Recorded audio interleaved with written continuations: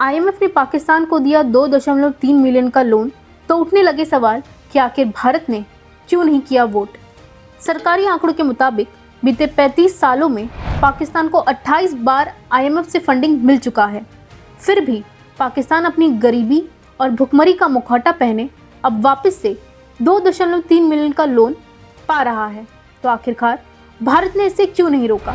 इसे समझने के लिए आपको आईएमएफ में निर्णय लेने की प्रक्रिया समझनी होगी। तो चलिए समझते हैं आसान शब्दों में।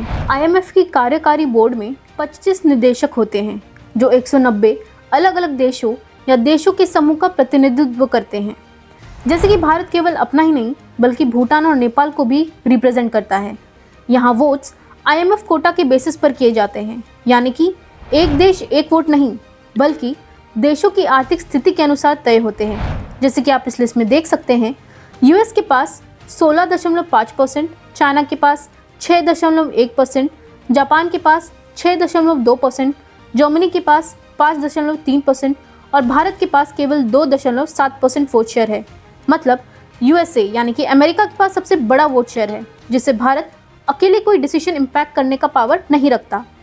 कोई भी मेजर डिसीजन के लिए सिंपल मेजॉरिटी नहीं बल्कि सुपर मेजॉरिटी चाहिए होती है, यानी कि 70 से 80% तक वोट शेयर। अब सवाल उठता है कि भारत ने क्यों नहीं किया वोट। दरअसल आईएमएफ के नियमों के मुताबिक वहां ना में वोट करने का ऑप्शन नहीं होता। देशों के पास सिर्फ पक्ष में वोट या अब्स्टेन यानी कि अनुपस्थिति का विकल्प होता है, और भारत ने यही किया। वोट से दूर रहकर विरोध दर्ज किया।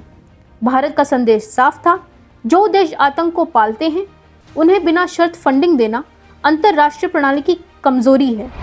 इतना ही नहीं, सभी जानते हैं कि पाकिस्तान अपना अधिकांश हिस्सा मिलिट्री बजट में उड़ाता है, टेरर फंडिंग में लगाता है, ना कि इकोनॉमी को सुधारने में। तब भी भारत ने सवाल भी उठाया कि आईएमएफ को इसकी अकाउंटेबिलिटी रखनी चाहिए, और इसके बावजूद हम ये सवाल करते हैं कि आखिरकार आईएमएफ जिम्मेदारी लेने से क्यों घबराता है? क्या आईएमएफ देगा जवाब?